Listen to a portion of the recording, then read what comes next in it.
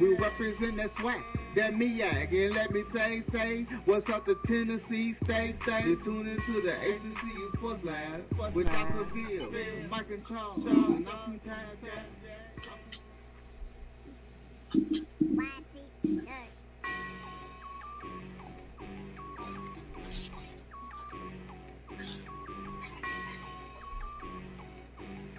yeah. I love my HBCU. And boy, I love it, love it. I love it, love it. I love my HBCU. And man, I hope my team they won. Yeah. I hope my team they won. Yeah. Man, I hope my team they won. Yeah. I hope my team they won. Yeah. I tune into the HBCU Sports Lab to see if my team won or lost. If they lost, I'm quiet as a mouse. But if they won, keep tab. I'ma do the job, yeah. Dr. Ville, he know what he talking about, They know what they be talking about, They can print the analytic data with your hip hop. If you know them like I know them, they gon' tell you if your team, if they want to lose, and who the ball. So listen to Professor, yes sir, and pay attention, and he gon' teach a lesson. You learn today, how your team they play, how they play, boys. You learn today, how your team they play, how they play. We represent that swag, that MEAC, and let me say, what's up to Tennessee State? You tune into the This is Dr. Cavill's Inside ABC Sports Law. Just wanted to give you an update, and we're moving forward. We got a little feedback there. We'll see about cutting it down there. Make sure you don't get the feedback on there on Charles and Mike's side there. This is Dr. Bill inside the HBCU Sports Lab with Mike Washington and Charles Bishop.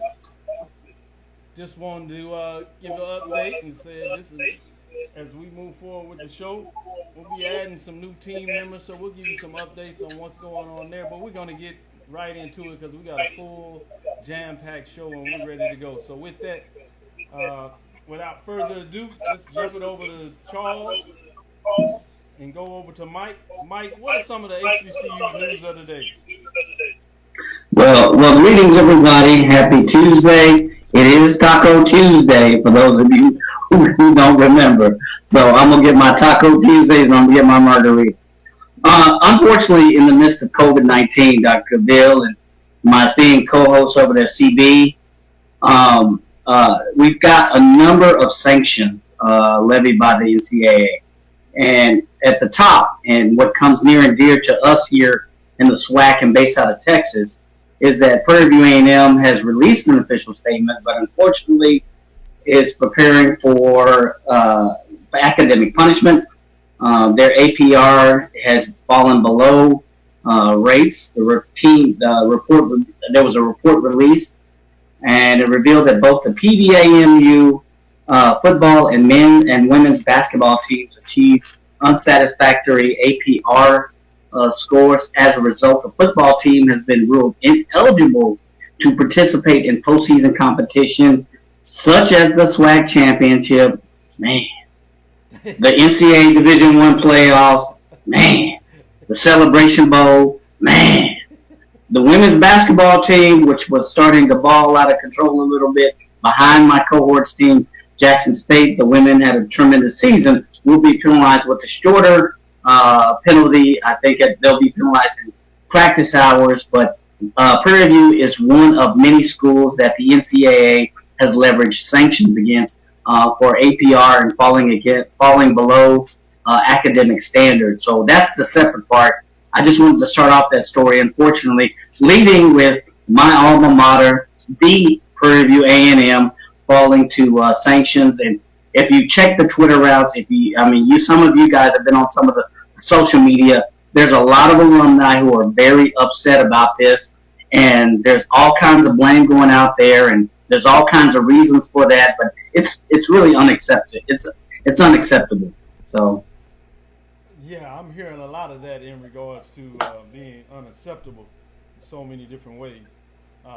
With that, before I pass it over and let Charles jump in there with some different news of the day, or maybe get his opinion on that. One thing that I thought came out of that, I know in a lot of ways is news around here are Prairie View A&M University alumni and fans quite upset. But of the 10 schools, you know, I like to do the data and break it down. Of the 10 schools, 5 of them were SWAC for 50%. Yep. 3 of them were MEAC for 30%, and 2 of them were Southland for another 20%, making up the 10 schools that earn some type of sanctions coming out of this APR. So you have obviously 80% of those institutions were HBCUs between the MEAC and SWAC. Obviously, SWAC has the largest percentage with 50%. Right behind that is MEAC, as I said. And even in terms of limited resource institution, you have the Southland with another 20%. And this is a Southland program in terms of Stephen F. Austin that they got hit with basketball and baseball, to name a few in terms of football. And obviously, we've seen what they've been able to do on the basketball side. So obviously, we focus on HBCUs, but this gives some framework in terms of how challenging it is to do with the limited resource institutions, as they call it at the NCAA level. What are your thoughts on that, or do you want to jump to some other news of the day? Yeah. No. If you look at other schools you mentioned, Stephen F. Austin, McNeese State, Chicago State's men's basketball team were also named as part of that multi-conglomerate. But if you look at the overwhelming number of schools, Coppin State, Alabama A&M's men's basketball, men's track and field, Grambling State's men's track and field, Howard football, a number of which are limited resource. So what the heck is really a limited resource? Because I really tried to dig into that, and I really didn't have really a firm grasp on what the NCAA is deemed limited resources and how the funding is and what the considerations are. What the NCAA is trying to say is that, yes, we do have some flexibility with limited resource schools, but we want to exercise due diligence to make sure schools are actually doing what they're supposed to do. What does that mean? So I had some mixed emotions about that report, and I'll defer to my colleague over at CB to get his thoughts. But I was a little taken aback with that report from the NCAA. Go ahead, Charles, chime in. What are your thoughts with this news in regards to NCAA APR sanctions? Well, I think it's obviously disappointing, especially for those respective fan bases in terms of having the low APR scores. But when you take a look, I guess, at the complexity of it, the NCAA is going to have to figure out some other metric, if you will, because year in, year out, low resource schools or HBCUs are negatively affected. And obviously, the APR is not a metric that is helpful whatsoever to HBCUs. And the flip side of it, we see in terms of it not being a true metric, we've seen historically white colleges and universities who have have the requisite APR score, but they're not graduating their athletes. I think we've seen that at Oklahoma State. We've seen that at Louisiana Tech. So, what this metric that we've applied to our HBCUs is obviously not working. It's not working over the past 15 or so years because we're always on the receiving end of the bad news with regards to APR. Yeah, I'm still scratching my head on a limited resource institution. What? I can give you some framework on how they come up with the limited resource. It's about the financial funding and how many of your students at an institution get essentially some type of financial aid, I guess is what you call it, in terms of their limited resources. So that's what they look at it. So they take, I think it's like the bottom 5%, 8% or something like that. And so if your conference have a majority of schools that have that prerequisite, or if you're an institution in itself and you fall within it.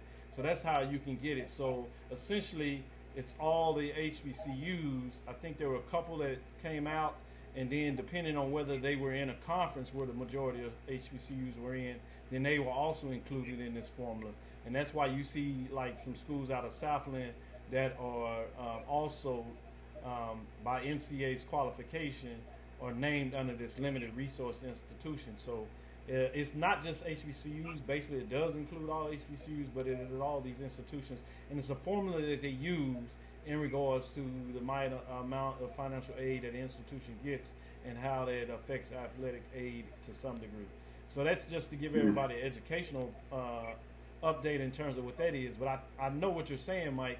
Yeah, that's all good in terms of the definition, but what does that really mean and how is that helping what it does? And it goes back to Charles's point. Charles' point, when you look at this in terms of the aggregate, in terms of students graduating, if you don't graduate students at a certain level, or if you go to some of these other studies out there by a professor over at Arizona State and the study that he's done coming from Penn, where he looks at just the Power 5 institutions and some of the what they call major division institutions in basketball, such as the Big East, to name a few of them, American, and you start looking at these other aggregated data where you see African American athletes not graduating at the same level as their peers.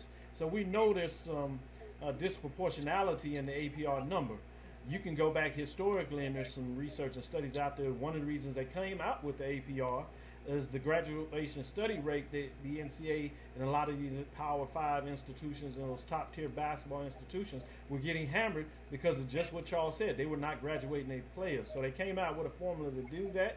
These Power 5 institutions with their resources understood the formula. And I'm not saying that HBCUs or limited resource institutions shouldn't, but obviously it's a financial capacity about how they're able to do that.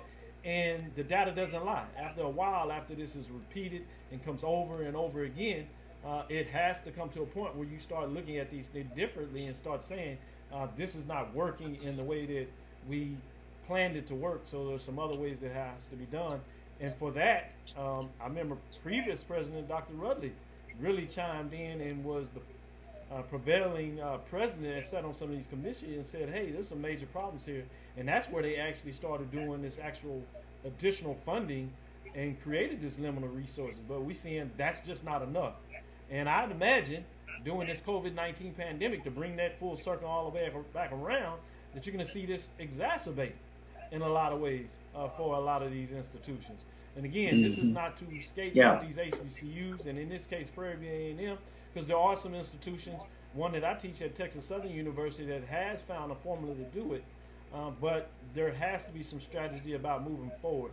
I know at the SWAC office, and I'm sure that's the case at the MEAC office, talking to the commissioner, Dr. Charles McCullen, that he's looking at putting some teams together that talks about the institution, particularly Texas Southern, where he helped set it up, and Granger, soon to be Dr. Granger, that is the current VP of Intercollegiate Athletics, that has kept things rolling. We're talking about sharing the ideas they understand about moving it forward.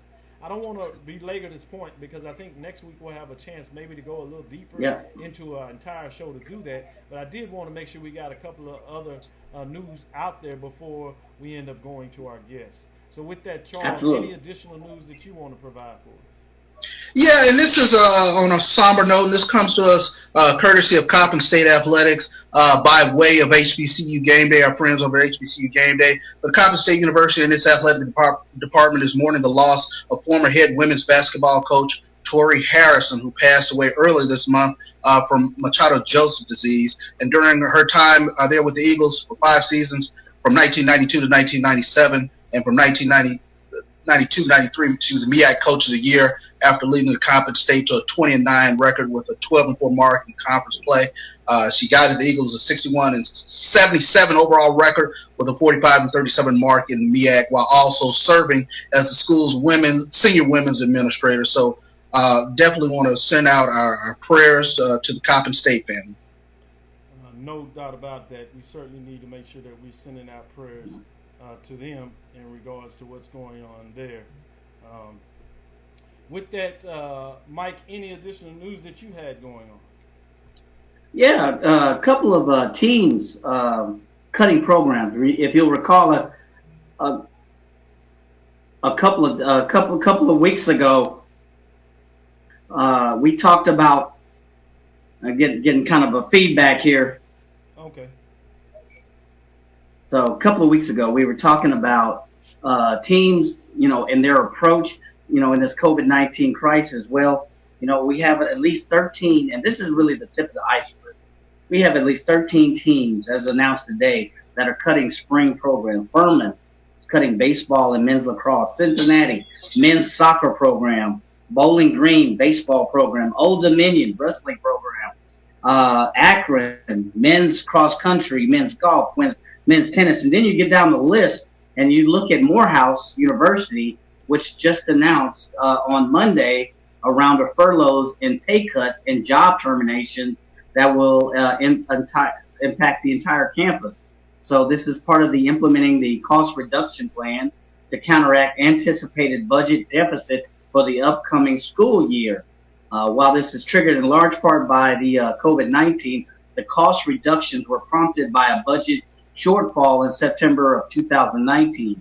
And that same statement applies to all of the other programs from Furman, Cincinnati, Bowling Green, Old Dominion, all the way down to programs such as Morehouse, where they had a budget deficit, but now COVID-19 all of a sudden is now the reason for cutting a lot of these programs or moving to a extended furlough program. So important announcement that's been kind of sweeping through kind of social media and kind of all of the other news releases. No doubt about it. Great point as you bring that up in terms of what's going on, Mike, in terms of how COVID-19 is really starting to impact a lot of these programs in so many different ways. So wanted to continue with that and give a chance for Charles Bishop to chime back in here with some news that he wants to put out there as well. Sure thing. A former Jackson State University football player and the current Student Government Association president or past Student Government Association president, Jordan Jefferson. He had a really good thing he did yesterday where he sort of had a hat reveal. We've seen it from high school athletes coming to college, but he had a hat reveal in terms of picking his choice of graduate school, and he has decided to go to Harvard. So tremendous accolades for that young man. He was a Rhodes Scholar finalist. He was also a Jackson State football player, SGA president. So young man has a really bright future. He's also a member of Alpha Phi Alpha, Delta Phi chapter. I know you had to Wait, what? get that in there. Yeah, which chapter was that? The Delta Phi chapter of Alpha Phi Alpha. Oh, okay, gotcha. Okay. Yeah, all right. I certainly wanted to make sure we got a little bit of that love in there. I thought you might have a reason that you would bring that up. And none other than soon to be next guest that's coming in. I think he knows something a little bit about that old gold, that black and old gold, as they say. Yeah. With the but he's young. We're gonna have to put him back online. I don't care if he's 80 or not. Man, that's cold. I'm sorry. That's cold. That's cold. You see all this gray right here? That's cold-blooded. It's cold, but it's fair. Exactly. I can't believe that we would do this brother like that. And without further ado, as y'all chiming back in, I sent y'all Blue Jeans messages so you can chime back in as we start to get ready for this mail if you want to try that, so we can make sure we carry it on the radio, because I know a lot of people are out there with a great deal of anticipation for none other than FAMU, as they introduced not too long ago Kortne Gosha. A lot of people call it the director of athletics, but VP of intercollegiate athletics, and as we say in our world, Alpha Phi Alpha fraternity, we say Brother Gosha. So we want to make sure that we recognize him as much as possible. Let's give some love out to none other than Mr. Gosha in all seriousness here. How's it going, brother?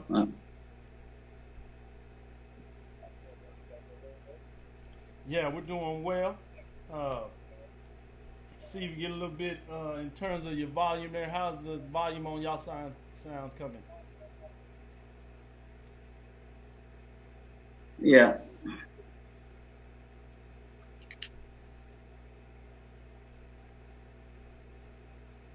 Yeah. All right, how's it going? He put the audio part on. How's it going, Brother Gosha? Try it again then.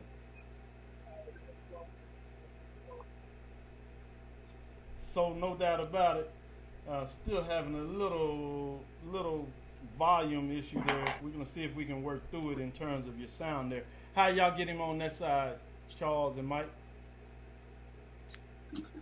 Not really getting him. Not really getting him. All right.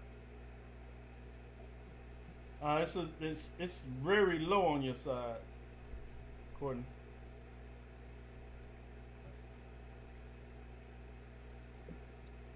It's a little better. Little better. Little better.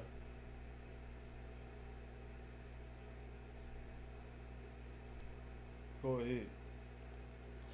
As he's hooking that up and chiming back in there, we might work on seeing if we can send them to a different platform. Kortne, we're going to work on getting you an email to chime back in on the Zoom side to make sure that we have your voice there. So with that, let me go back to Charles and give us some additional news of the day that you might have as we work on bringing Brother Gosha in here in terms of what we have here. Well, sure thing. I think all the talk has been in regards to kind of the negative side of the APR, but on the positive side, Jackson State, they are recognized as having one of the higher APR scores in all of HBCU football. So I want to just say kudos to the athletic department at Jackson State for getting it done, especially with the highest APR scores in football. Oh, man, look at that. Mike, I know he's gonna find a way to get them in there a little bit like that. He did it so Mike too. Mike, I was just waiting for it to come. I was just wait for it. It was coming. In all seriousness, no, good, terrific job by JSU. So, 10th year in a row, they received favorable NCAA APR scores, and out of all of their teams, no Jackson State team were placed in the NCAA penalty box, so to speak. So penalty rise when the scores fall before 9:30, and all of Jackson State's 16 sponsored sports are eligible for the postseason play. So that's hats up not only to the management but to the culture of the university. So give credit where credit is due. Congratulations to Jackson State. Yeah, I'm gonna have to shout out to all the riders up there. We're not gonna let you down. You see, I had to put on the cap. I represented in multiple ways, so we showing the riders down there out of the MEAC. A little bit of love. We deal with all HBCUs. Obviously, we do a lot of sunshine right here in our backyard of Texas and Houston, in terms of what's looking on there. And it looks like we got Kortne back in. He's making it work. A brother, man of alpha, they're going to figure it out. They're going to find a way to shine and let that light come out. So without further ado, you ready to go, Kortne? We got you back? Yes, sir. Good brother. We're ready to roll. Oh, let's get to it. Appreciate it. Let me go down your bio a little bit in terms of coming in to Florida A&M. Most recently out of the Miami, University of Miami in Florida, in terms of working with their athletic program. You made your way through Mercersboro from Jacksonville State, where you worked 3 years as equipment manager. So you really have literally climbed up the ladder. For a lot of people, starting proverbially at the bottom. So now you're here, as we hear on a lot of those rap songs that are out there. Then student manager for 2007 into July 2011 before being hired full-time, the coordinator of operations and facilities. Then you moved to day-to-day operations, planned team travel, drafted athletic department apparel contract, served as camp director of summer, coordinated events and use of the athletic facilities, coordinated $47 million of Paul Snow Stadium project before leaving his post in 2012, as you continue to work for eventually what has led you to the head individual over the athletic programs at Florida A&M. And as you know, as they talk about down there in terms of the Rattlers, strike, strike, strike again. We're going to take you back to the beginning and then come back. But before we do that, talk a little bit about why FAMU was the place for you. First off, I appreciate you all having us on, and any opportunity we can to what I call spread the gospel about the best university in the country. We take advantage of it. But, I think, one of the things this. Hey, Y'all know how we roll on the hill. But no, to your point, I've been blessed and fortunate to have some experiences where, quite frankly, I've done it all. And I was exposed to intercollegiate athletics at a very young age, and just in the right places at the right time. But I was down in Coral Gables in South Florida, minding my own business. That's your story. You go stick with it. Huh? Yeah, that's it. Minding your own business in Coral Gables. I was minding my own business in Coral Gables. Okay. We had a few good men that came and visited with me and talked about the vision that they have for this wonderful university. Wow. And if you know anything about me and my path, everywhere I've been at some point has been a little bit of a turnaround job. And, I saw the vision, I saw the opportunity and potential at this university, and I was sold at that point. And so, we were just about 6 months in on the highest of 7 hills, and, we're trying to get it done, and that's part of it. No doubt about it. Before I let these two gentlemen jump in and ask some follow-up questions to really get into some in-depth information about FAMU, we want to talk a little bit about yourself in a lot of ways in regards to where you're actually from. So I'm originally from Birmingham, Alabama, product of kind of where football is king, so to speak. Yeah. And I lived there for a while, so that's what they think over there in that part. No doubt. So with that, that's also SWAC country, SIAC country for those HBCU fans out there. Big time football from the Power 5, SEC. People know about that with Alabama and Auburn. But we're going to focus a little more on the HBCU perspective. Where did you go to school in Birmingham as you decided to make your way to college, and where did you go there? So I went to Shays Valley High School and then ultimately did my undergrad at Jacksonville State University. But if you're from Birmingham, you really grow up on the Magic City Classic. And that's an experience like none other. Yeah, that's what we call it in HBCU. Lord, we call that a bucket list. If you haven't put that on your bucket list, especially in recent times, it's always been big, but it's really become a tremendous place. And one of the things that I really tell people that they want to experience of that event, it is certainly the largest HBCU tailgating experience out there in terms of all the fans that tailgate around that stadium. And in some cases, some people may even say one of the top tailgate in all of football or college football in that case. So it is big time. It's official. It always comes up the top 5 programs for a long time, 2 or 3 year stint. They were one of the largest in terms of attendance, but they always fall in about top 5, some in top 3 there in regards to that. So you're right on the spot talking about the Magic City Classic with the SWAC. But don't let me get you in trouble as we talk too much about SWAC and MEAC. You're going to scare some of your folks out there. They going to swear we trying to recruit y'all, and that's not what we do. We going to stay away from that stuff there today. Now, you can call me on the side and then get you in my ear and tell me, hey, and I promise you, it won't get out there until you say, release it, Dr. Cavill, but that's a different question. So again, brother Gosha, let me tell you something. I know you learned quite a bit about your field, but don't get in that trip. Don't put that out there yet. No. We're not going to put that in the atmosphere. Okay. But go ahead. Hey, but to be frank, we do have some great relationships in the SWAC and compete against in our non-conference schedule. But, just to set the record straight, we're proud members of the MEAC, and we appreciate what I. Yes, when you have your colleague over there, Dr. Scott over there at Southern University, talking about the rivalry game. Southern and how that is back on the schedule. And it's my understanding there may be some works.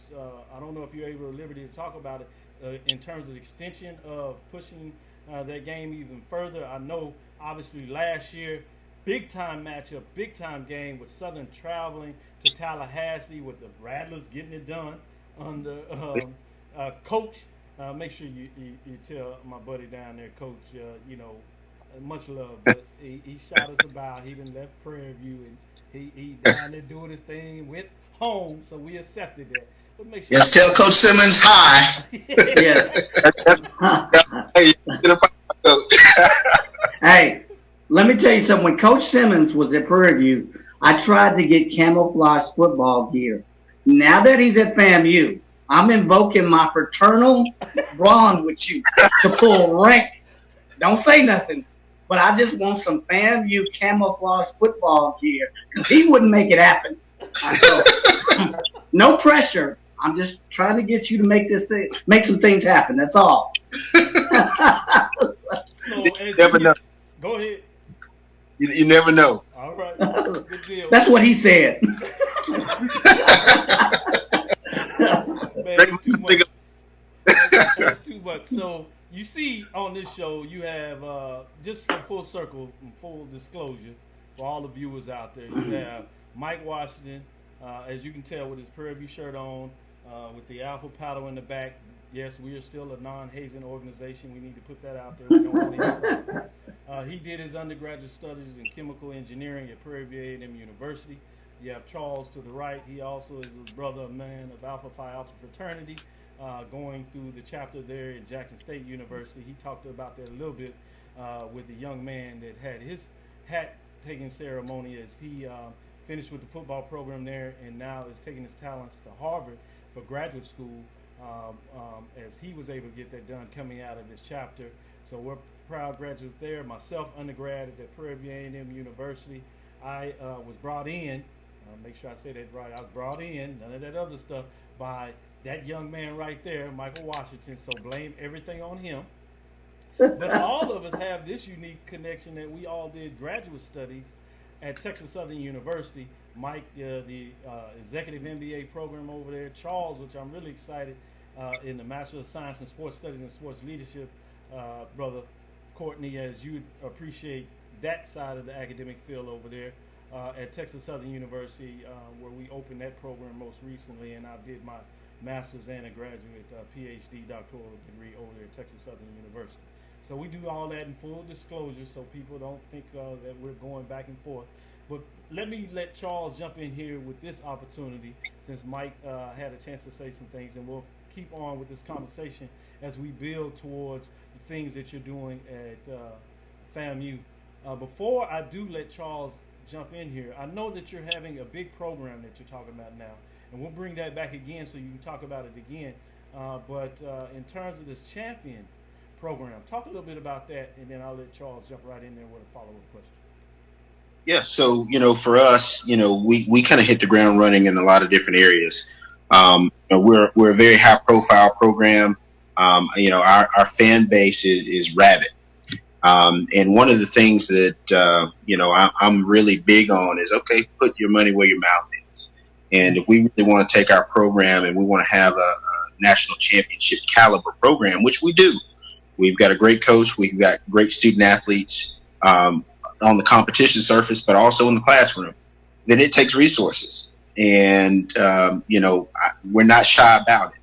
And, whatever, I can say this, whatever adversity is ever in front of a Rattler, that we always overcome that adversity. And so we've got some facility infrastructure issues, and, we've set some high expectations. We're going to go get after it. And so we launched the All-In campaign, and that is directed specifically to our football program and upgrading football facilities. And so after being on the market with the campaign for about a week, we've crossed the $100,000 threshold and working our way to our goal. So anybody that wants to join and help us get to our goal, join the Rattler Athletic Fund, FAMUathletics.com, #invest. Sure, that's tremendous. With that, perfect time for Charles to jump back here. Well, sure thing, and I have to say that your Rattler fans, they're blowing up my phone right now with questions. So one of the questions that they do have, and it goes in regards to facilities, is whether the recently announced Fieldhouse renovation initiative is phase one of an overall Bragg Stadium overhaul, or is it an upgrade to an entirely new project? So it's phase one of a 3-phase project. Phase one is going to focus on the football operating complex, coaches' offices, locker rooms, etc. Phase two is actually going to be major renovation to Bragg Memorial Stadium and a potential expansion to the football operations building. Phase three, which is our long-term goal, is really a new stadium that really encompasses all of those type of things. And so, one of the things I believe that really gets people engaged is for them to see the vision become a reality. And this isn't just lip service. I tell people I don't talk about what I think. I talk about what I know. And we've done it at other places. I'll talk about Jacksonville State in 2008. Our football program had really become mediocre. We invest $47 million into that football program and build a stadium that's probably one of the top 5 in FCS football in 3 years playing for a national championship. So we're talking about what we know, folks, and my fans have really bought into that, and they've stepped up in a big way. So we're just getting started on it. Yeah, and let me follow up real quick in terms of your fan base. They're known as a rabid fan base. They love their Florida A&M. But what were your expectations, I guess, coming into this rabid fan base? So, I think the expectations are very high. Coming from University of Miami, who's another rabid fan base, at the Power 5 level, those fan bases don't hold a candlestick to these Rattlers. I mean, we have that live, grow up, they raise their kids. You've got some more seasoned Rattlers, and they're all involved. They love, obviously, some of the things that we're doing, but it's all about love and lifting our university up to the promise in which we know it can be. And so that's what it's all about. I'll take that any day. Get phone calls, texts late at night, and that's okay. Because I've been in institutions where it's been the other. You didn't have anybody calling. And so welcome that. I love it. Sure thing. Thank you for sharing it. Mike, did you want to follow up with a question? First of all, congratulations again. We joke and play a lot, but we're very serious about the business of HBCU sports and excited about this move. I want to talk a little bit about, your background. You've had experience with negotiating a contract with Nike, $10 million apparel deal. You've been involved with $120 million athletics facility master plan, so significant capital projects. So, my question to you, and I know I hear a little bit about the all-in-one, is what is your vision for bringing more capital funding or an infusion of capital funding to the FAMU program? I know there's, concerns with the infrastructure, but what's the plan 3, 4, 5 years out for the infusion of more capital funding into the university? Absolutely. So I think it starts with this, and that's a vision. You got to have strategic and sustainable leadership to cast the vision and then get people on board with that vision. Be the best in the class that you're in. Okay. Yes, I've been at University of Miami. I've been at Middle Tennessee. I've been at Jacksonville State. And I think one of the things that I can hold my hat on is when we got to those institutions, especially from a facility infrastructure perspective, we grew that brand. We did $40 million in capital projects at Middle Tennessee. We were the first football team in the country who had the flashing football lights in our stadium. A lot of people don't understand that. So after we unveiled that, University of Georgia called me and said, "Hey, what is that you got?" And so we started a little bit of a trend, but creating that special identity at Jacksonville State, it's the best. It's probably one of the top 5 facilities in FCS football in the country. At the University of Miami, built the Carroll Sofer indoor practice facility and did about $50 million in capital projects in my short term there. And so that formula has worked at 3 other places. And there's no reason why it can't work at the best HBCU in the country. Okay, so you were going really good until you said that. I love you, brother Gosha. We got to tell him that Mike gets in trouble for this all the time in the studio when we were doing the individual studio. And I still have the mixer over here. And so, Mr. Kortne Gosha, because I want to make sure that you understand this part is serious. Yeah. anytime that Mike gets in trouble and gets out of tune, if you would, and I get to start taking too many of the licks, if you know, he gets a little flashback. Oh, that's right, I'm not supposed to say that. But the point is that I can mute his mic. So if you are not careful, Brother Gosha, there is a button called mute, and it might happen in your life. So, you know, just fair warning. Just fair warning. It's actually called the mute mic button. You know, we brag different. I told you, we brag different. I love it. No doubt about it. In all realness, Yeah. Please continue with that. That's great things. I'm going to let Charles come back in here, but before I do that, I want to take it off the field. I'm sure we got a chance to talk about on the field with some questions there and coaches and things of that nature.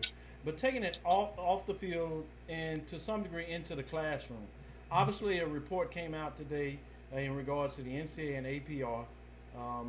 FAMU in itself has to deal with that in some ways, and men's basketball, just at least this past season, has dealt with that.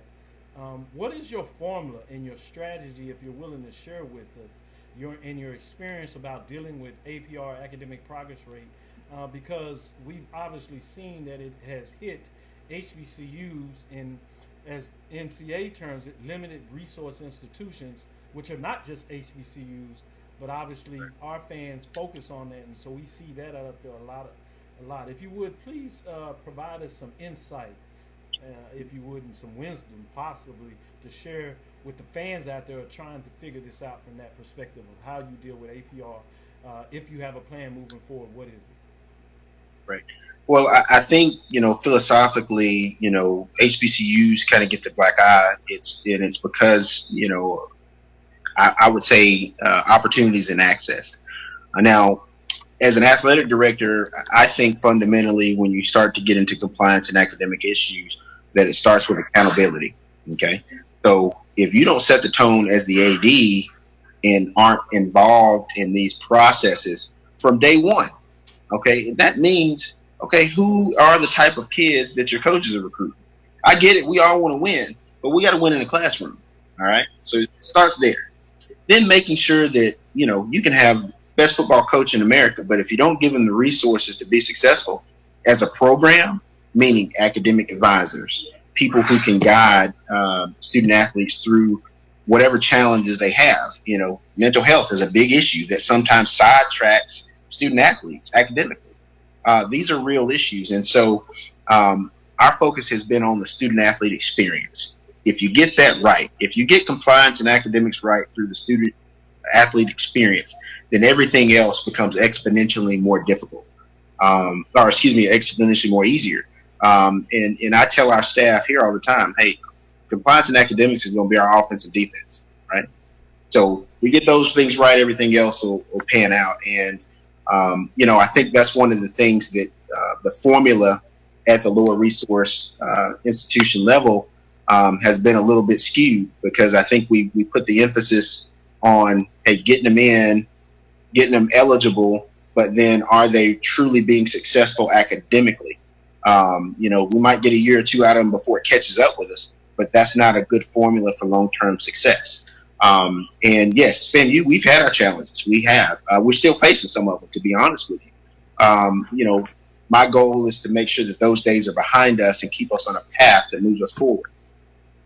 APR, it can get out of whack quickly between changes, between personnel changes, or not even having adequate resources. And I think as an athletic director, you know, the way that the NCAA measures things, you know, you want to get that right, because postseason bans can have a big effect, whether it's the financial penalties that you pay because you're already a lower resource institution, or the limitation of access and opportunities for people that look like you and I. And so they're reducing scholarships, they're reducing postseason competition. You know, all of those things are opportunities that our young people strive for additional opportunities, whether that be to play professional sports, et cetera, et cetera. So it's definitely an issue, and our strategy is to kind of start with the basics. You know, as athletic director, we're involved from day one. The kids that we're recruiting, we want to make sure that they're matriculating through the process, and that we're providing our coach and his staff with the resources to be successful. Certainly, I appreciate that. Charles, did you want to chime back in here and with a follow-up question? Yeah, I think one of the questions I've always wanted to ask an athletic director is, how do you ensure that you have the resources to make sure that you have everything that you need to keep your APR above board, if you will? What is the pitch to your boosters, to your fan base, to whatever, to contribute to, I guess, the theme of being all in, and that is one component of it.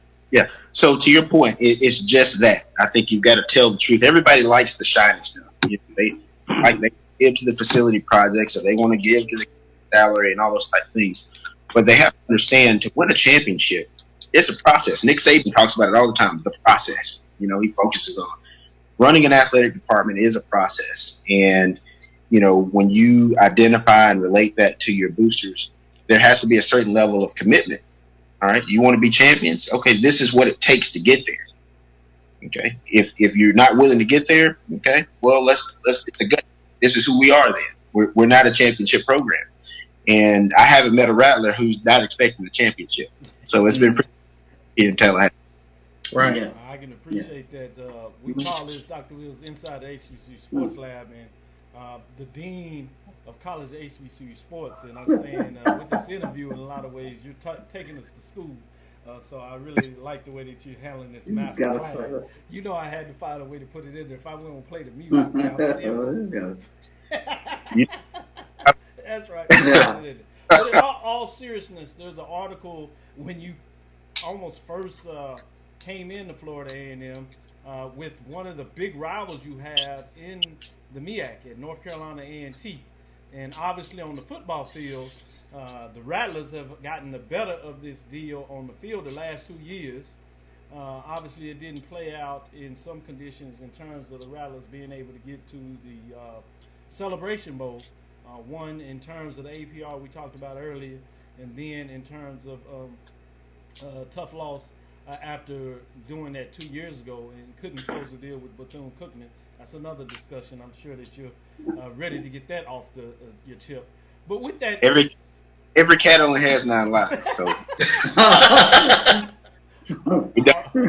is well said. Well said. We'll take that up with Mr. Lynn Thompson. See his view with that. I'm sure a good colleague of yours over there at Bethune-Cookman University. But with that said, in that particular news article, you talked about part of your responsibilities as the VP of Athletics at Florida A&M University or any institution is to look at things like that and look at your program in terms of what are the next steps. And obviously we joked earlier, and I'm not saying that we want to get on that level, but talk about what do you look at in terms of evaluating where you are in terms of your program overall, conference affiliation, looking at other opportunities like distance of travel, things of that capacity that go in to making that decision, whether it is to stay with the Mid-Eastern Athletic Conference, a program that I'm sure that you're proud to be affiliated with, or looking at some other conferences up there, even if it is the SWAC or what have you. Just to clear that up, what do you go through in terms of doing your due diligence in your strategic planning and analysis? If you would share that part of it with us, I'm sure we greatly appreciate it. Yeah, well, absolutely. And I think every AD who sits in the chair at some point has to kind of put, pencil to paper and really look at the landscape of intercollegiate athletics. I mean, it's the nature of the beast. I think every AD does it every year. Does what makes sense for, is this putting our kids in the best position to be successful, to win in the classroom, to win on the playing surface. And so regionally, there's a lot of conversation. COVID-19 has really thrown a lot of people, kind of a curveball with a little extra junk on it.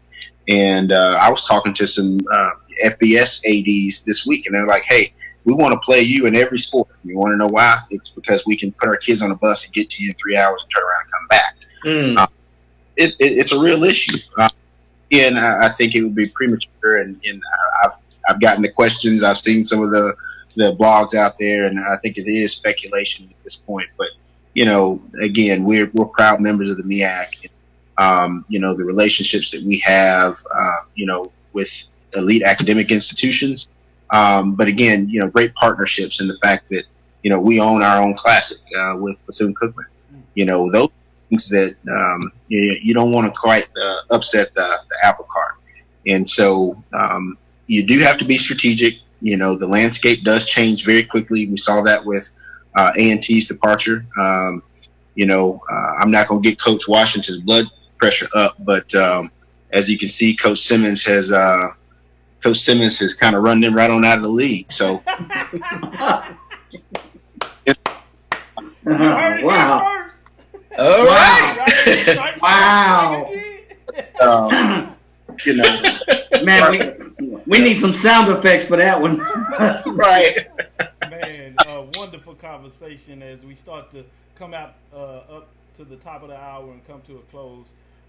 Wanted to allow Mike or Charles to ask a final follow-up question, and then we'll certainly give you the floor to share again the Champions campaign and any closing remarks or anything that you want to share that we didn't ask you.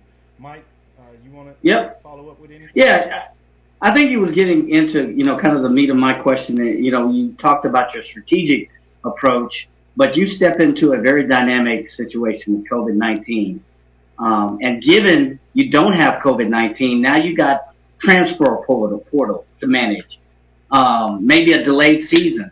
Do you have an audible in your playbook? And if so, what does that look like, 3 months down the line, or 6 months? What's your audible or your contingency look like? That's actually the question that I had as well, Mike. Yeah. Well, I'll say this. 3 months ago, our strategic plan was one thing. With aligned with that, COVID-19 has changed the game. It's changed the way that we do business. If football is shortened or doesn't happen, the business is going to change again. And that's going to affect some of your other sports. And so it's hard to really say what the audible may be, because as we assess it, there's 4, 5, 6 different options based off of, where things could go. It's all tied to financial decisions. I think, there's some extremes where, not having football for some programs could be in the tens of millions of dollars in losses. I know for FAMU, football generates 80% of our revenue. And so if that doesn't happen, there's some very tough decisions that we have to make to get through the process. I thank God that I have a great president and board of trustees who, as an institution, have put us in a solid financial position. But then strategically, we're going to make sure that we operate, in the best interest of our student athletes, not jeopardizing their health or safety. But we also got to be good stewards of our money. And that's something that, we felt very strongly about when we came here. I inherited a $2.4 million deficit 6 months ago. We've cured that. We fixed that.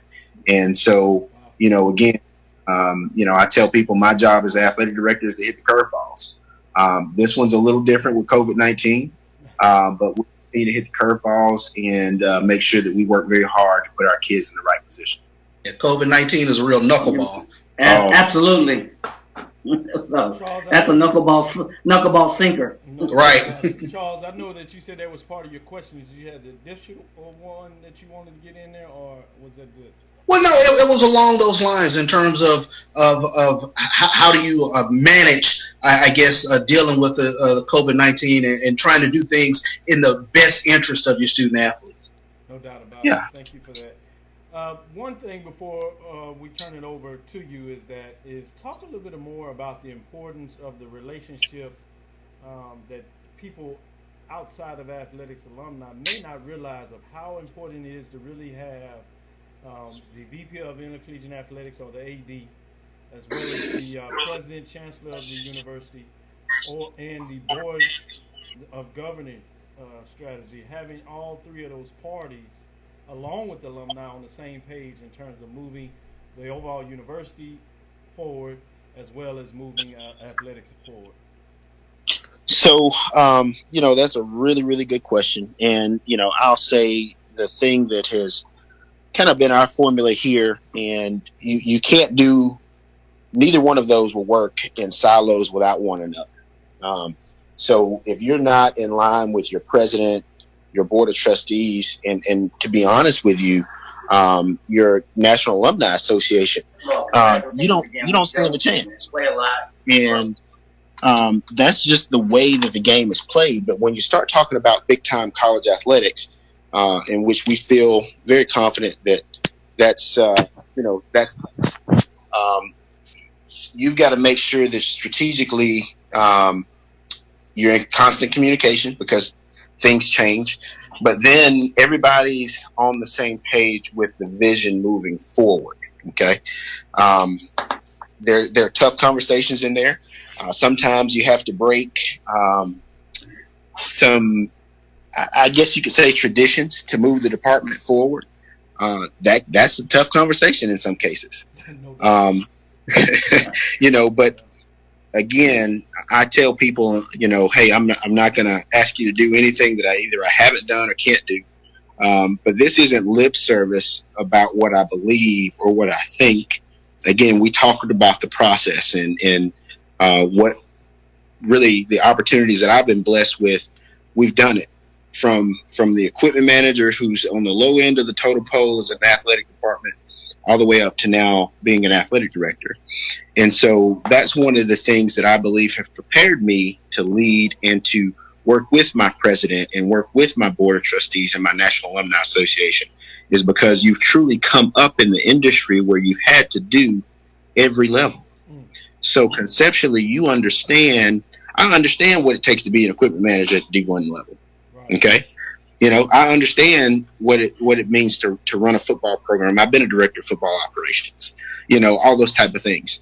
I've sold tickets and all of those type of elements that become a part of it. And so sometimes, again, you have to work on alignment, because somebody may have a great idea conceptually, but mechanically it doesn't work. It doesn't fit into the process. Here at FAMU, we've had to do a lot of things. We've had to do a lot of things quickly, and I tell people, hey, if I say it, you can take it to the bank. And one of the things here, and I didn't realize how much people really, kind of watch you via social media or whatever.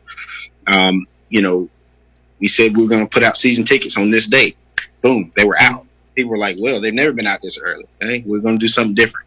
People see me out in the community. They're like, well, we've never seen this. Well, hey, it's a different flavor. And most recently, we just started the football operations facility project. Nothing had been done to that building for our championship football program in 37 years. And so that changed today. That changed 2 days ago when we started to move that project forward. And so, we want to take athletics, and I'm not going to even say HBCU athletics, but athletics by storm. We have a great product. Our kids are phenomenal. And not only do they compete at a high level on the playing surface, but they're doing it in the classroom. We just had our second semester of 3.0 or higher as a department. We finished with a 3.33 departmental GPA. And, the highest honor for any athletic director is to see a kid walk across the stage with a degree in one hand and a championship ring on the other. Thank you, Brother Gosha, for coming on and sharing your vision of athletics, particularly for Florida A&M University. You talked about the All-In campaign, hashtag fans up, hashtag leave no doubt. Everybody can go to the athletic page to get more information and get in on that. As you see, I have a FAMU hat on to support you on that. And so with that, this is Dr. Cavill, inside the HBCU Sports Lab show with Mike Washington and Charles Bishop, coming to you with the VP of Athletics at Florida A&M University, Kortne Gosha. Thank you for joining us. Now, we appreciate it, brothers, and y'all take care. 06. All right. Thank you, baby. 06 out. With that, as we come up on top of it, we'll start closing out and bringing to you in terms of how we do it. I hope you enjoyed our interview with Kortne Gosha, the athletic director at Florida A&M University, better known as FAMU. I am Dr. Kenyatta Cavill. with Mike Washington and Charles Bishop. Just wanting to continue to bring it to you as we do, with all the love there. Doc, I want to say real quick before we close out, I encourage everybody to go to HBCU Game Day and the HBCU Voices. Dr. Bill put on a master class, a real TED Talk, if you will, on the business of HBCU sports. I want to say kudos. That was phenomenal. And I encourage everybody to go find it on YouTube or find it posted wherever it is. But it is a real master class on understanding the various dynamics of HBCU, the business of HBCU sports. Couldn't have said it better myself, CB. Well put. Great job, Doc. Thank you for sharing that. Please check that out. Let me know your thoughts. Let us know your thoughts of the show you see as we're upgrading and giving you new information. Again, this is Dr. Bill with Inside the HBCU Sports Lab. I tune into the HBCU lecture. Dismissed. Dismissed. We'll talk to you next week. As a mouth, but if they want, keep tab. I'ma do the dab, yeah. Dr. Bill, he know what he be talking about. Mike and Charles, they know what they be talking about. They compress the analytic data with your hip hop. If you know them like I know them, they gon' tell you if your team, if they want to love and who about. So listen to Professor, yes sir, and pay attention, cause he gon' teach a lesson. And you gon' learn today, you gon' learn